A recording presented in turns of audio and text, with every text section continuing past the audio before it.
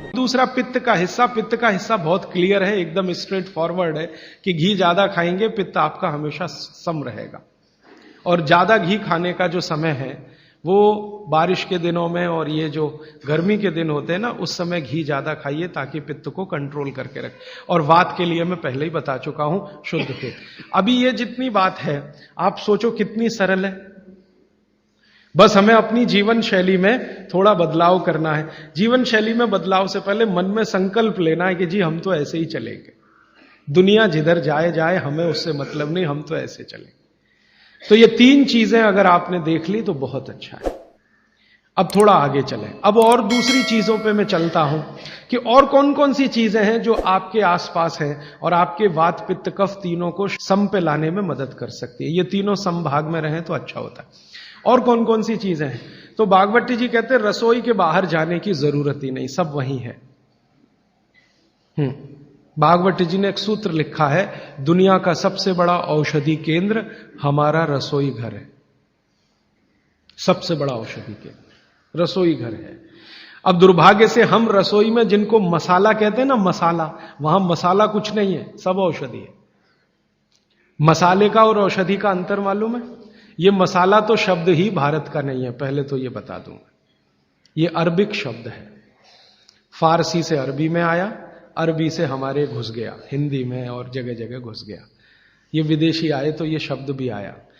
हिंदुस्तान में 17वीं 18वीं शताब्दी का साहित्य जब मैं पढ़ता हूं तो जब तक मुगलों का राज्य रहा तब तक मसाले शब्द का बहुत उपयोग है।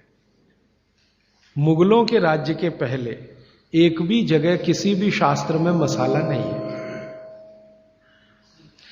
चरक संहिता पढ़ी मैंने, कहीं भी मसाला नहीं है उसमें। सुश्रुत में कहीं मसाला नहीं है, बागभट्ट की कहीं मसाला नहीं है। पुराने जितने लेखक हुए हैं ना 10वीं शताब्दी के पहले के, कहीं भी किसी ने मसाले शब्द का इस्तेमाल ही नहीं किया। हर जगह है तो औषधि है, औषधि औषधि, जीरा औषधि, धनिया औषधि, ये औषधि के रूप में है। तो इनकी जो प्रॉपर्टीज हैं रसोई घर की, औषधियों की, ये सब आपके चिकित्सा के लिए है। अब मुझे समझ में आता है कि हमारे पुराने जमाने की माताएं बहनें, जो हमारी दादी हैं, नानी हैं, उन्होंने अपनी अपनी बेटियों को जो कुछ सिखाया, सब्जी बनाना तो क्या क्या डालना, जीरा चाहिए, धनिया चाहिए, हींग चाहिए, मात्रा कितनी कितनी चाहिए, वो सब बड़े वैज्ञानिक और चिकित्सक लोग रहे होंगे।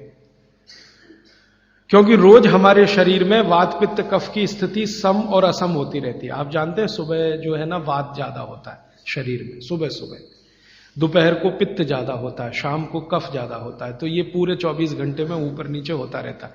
तो 24 घंटे में जो वात पित्त कफ ऊपर नीचे होता रहता है, तो सब्जियों में उसी के हिसाब से औषधियां डाली जाती है। जैसे दोपहर की सब्जी बने, दोपहर की, तो मेरी दादी को मैंने देखा था कि दोपहर की सब्जी बनाएगी तो अजवाइन जरूर डालेगी उसमें, और वही सब्जी रात को बनाती थी तो अजवाइन नहीं डालती थी।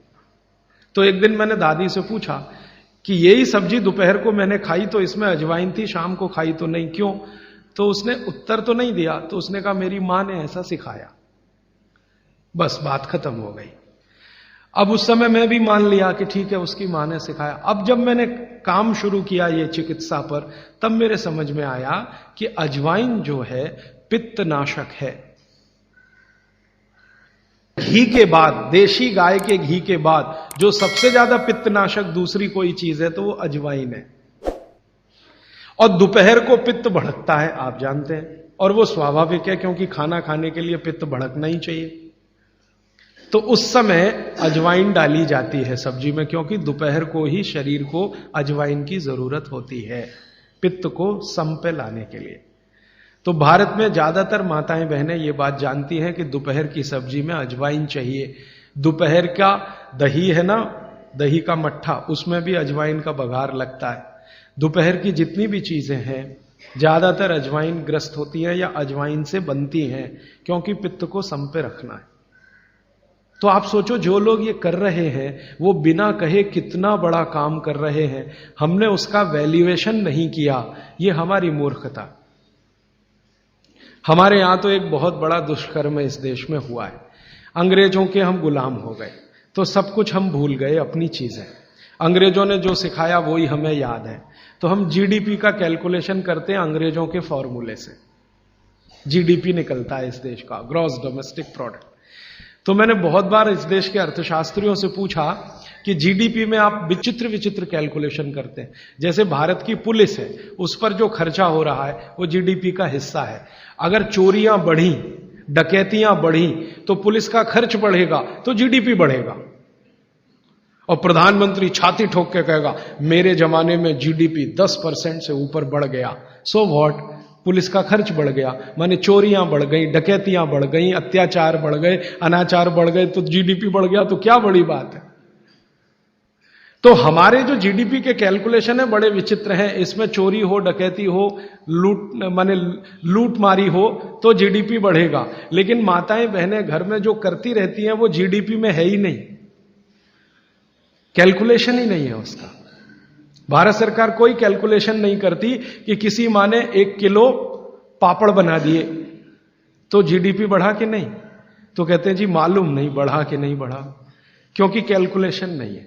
किसी माँ ने दाल की बड़ी बना दी 5 किलो दाल की, तो जीडीपी बढ़ा कि नहीं बढ़ा। आपका मन क्या कहता है, बुद्धि क्या कहती है, बढ़ा कि नहीं बढ़ा।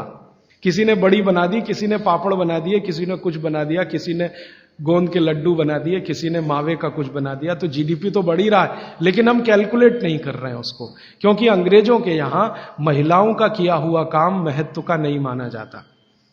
अंग्रेजों के यहां ये जो अंग्रेज जात है ना दुनिया में, ये महिलाओं के किए हुए काम को काम ही नहीं मानती। आपको मालूम है 2000 साल यूरोप में महिलाओं को पुरुषों से हमेशा कम वेतन मिलता रहा, और आज भी है ये कई देशों में। वो मानते ही नहीं कि इनका कोई काम है। क्यों? वो महिलाओं में आत्मा नहीं मानते। हां, यूरोप का सबसे बड़ा दार्शनिक है प्लेटो, वो कहता है कि स्त्रियों में आत्मा ही नहीं होती, आत्मा सिर्फ पुरुषों में होती है। तो स्त्री जो करे वो बेकार है, पुरुष जो करे वो ही अच्छा है। तो उनके यहां से ये कैलकुलेशन हमारे यहां आ गया कि स्त्री कुछ भी करे तो काम ही का नहीं। तो अंग्रेजों का 200-250 साल जो राज चल गया, उसमें हम सब के दिमाग खत्म हो गए, सोचना विचारना बंद हो गया, तो हमने भी वही मान लिया।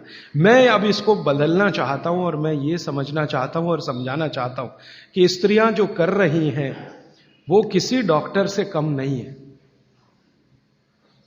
बस अंतर इतना है कि डॉक्टर को आप फीस देकर उससे एडवाइस ले रहे हैं, हमारी दादी नानी फोकट में वही एडवाइस दे रही है, धनिया खाओ, जीरा खाओ और ये अजवाइन खाओ, आपके पेट की गैस खत्म हो जाएगी।